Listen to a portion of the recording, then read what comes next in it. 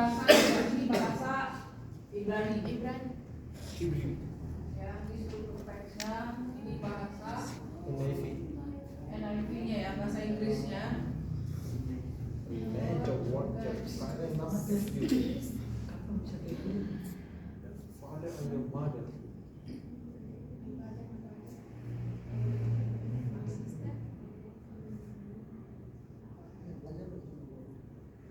Nih, perhatikan. Ini kata hormatilah. Ya. Itu dia. Kata hormat dari akar kata hormat. Hormat itu ada dalam bahasa Inggrisnya itu ya. Nah, apa namanya? Interlinear itu kan begini bentuknya. Benar nggak? Yunani, terus bawahnya bahasa Inggris kan? Iya. Benar nggak? Iya. Nah, jadi teks yang kalian bahas tuh tulis bahasa Yunaninya dulu. Kalau memang mau tulis bahasa Inggrisnya di bawah. Atau kalau kalian mau, nih ya, di sini supaya kalian mungkin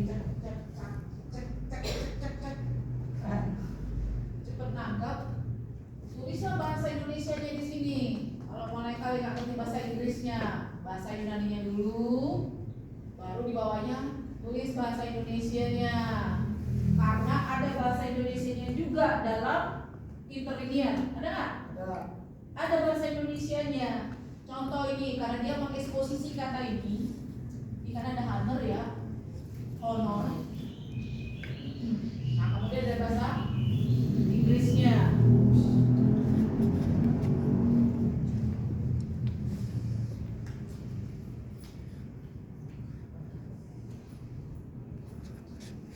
Ini dia.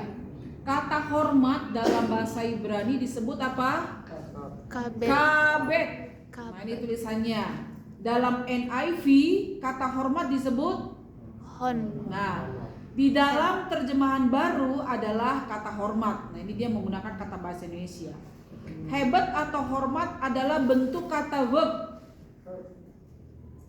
kata kerja yang menunjukkan itu adalah tindakan. Peristiwa. Jadi verb itu kata kerja atau hormat itu bentuknya adalah aktif. Ya, artinya itu adalah kata menghormati itu bukan hanya tertentu atau terkondisi, tapi kata hormat itu bentuk kata verb, kata kerja aktif yang terus menerus itu melekat dalam diri kita. Itu maksudnya kata verb itu, kata kerja aktif. Sama seperti nanti kalian bentuk kata kerja apa kata benda gitu ya.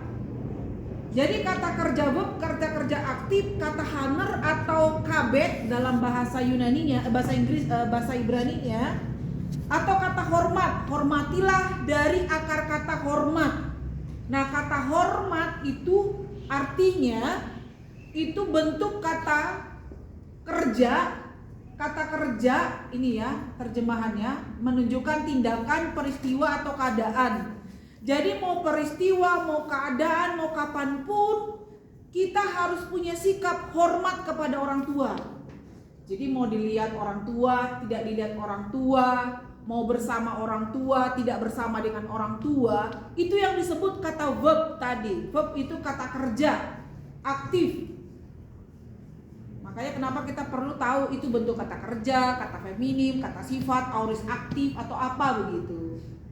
Nah, ini dia kata hormat. Jadi kalau kita tidak menggunakan bahasa aslinya, kata hormat kan kita pikir itu apa? Bener kan? Nggak sesederhana yang kita bayangkan. Nah, ini yang disebut namanya eksposisi, mengekspos kata yang sesungguhnya. Jadi dalam bahasa Inggris itu adalah honor, adalah yang disebut itu hormat. Hormat itu bentuk kata verb yang menunjukkan tindakan. Tindakan artinya peristiwa atau keadaan dimanapun. Sikap hormat itu sudah terus melekat dalam diri kita.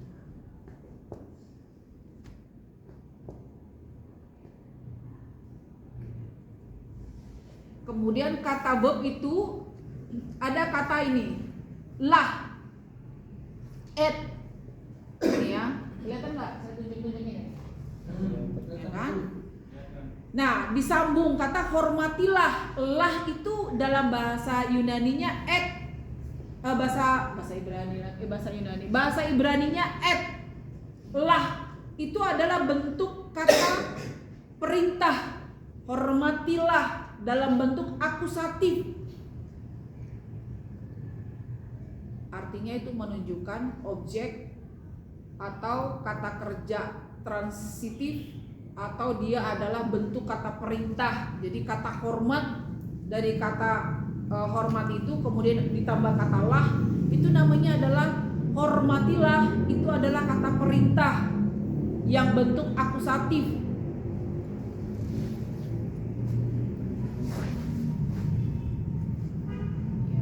Nah ini dia ya. Jadi kata kabet sama dengan kata hormatilah, di mana kata lah merupakan kata akusatif yang ditunjuk kepada objek langsung dari kata kerja. Objek langsung itu siapa? Si anak.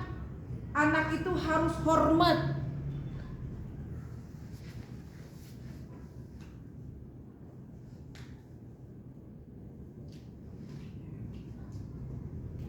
Nah ini ya. Jadi kata hormat itu terjemahnya sekaligus merupakan perintah, sehingga kata hormati merupakan kata sifat yang merupakan perintah dari Allah kepada manusia, tepatnya kepada anak-anak. Kata hormatilah menurut Ellicott dalam bukunya Commentary for English Readers menyebutkan, nah ini dia kata hormati ya. Ini yang maksudnya Ibu Jelita pakai buku commentary ya.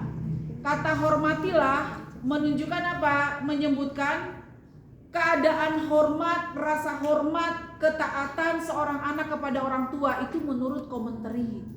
Arti kata hormat itu ternyata ada rasa hormat, ada ketaatan gitu di dalamnya gitu loh. Jadi di dalam diri kita kata hormat itu sudah terkandung bahwa kita itu memang harus taat, memang harus hormat. Kita memang harus menganggap orang tua kita itu betul-betul adalah pribadi yang sangat kita hormati. Jadi kalau kita menghormati orang tua kita, dari kata maksudnya akusatif ini ya, dimana-mana pun kita harus bangga dengan orang tua kita. Kemanapun kita harus menjaga diri kita karena kita hormat dengan orang tua kita. Kita harus dan lain sebagainya. Jadi menurut Matthew Henry ini ya, tadi adalah Ellicott ya. Kemudian ini menurut Matthew Henry juga sama. Kemudian di sini juga menurut Keil and Delitzsch ada 3 komentari untuk menjelaskan satu kata hormatilah. Jadi kalimatnya dibuat gini. Siapa namanya ini? Kamu mengalir tadi. Jadi menggabungkannya begini maksudnya bisa. Gak dipisah-pisah kayak kamu tadi. Paham sih? Jelas nggak kelihatan? Jelas Ibu. Begitu istilahnya, begitu cara mengaturnya ya. Nah itu dia. Ada Keil and Delitzsch juga mengatakan dalam bukunya tentang kata hormatilah. Mana sumber-sumbernya ini?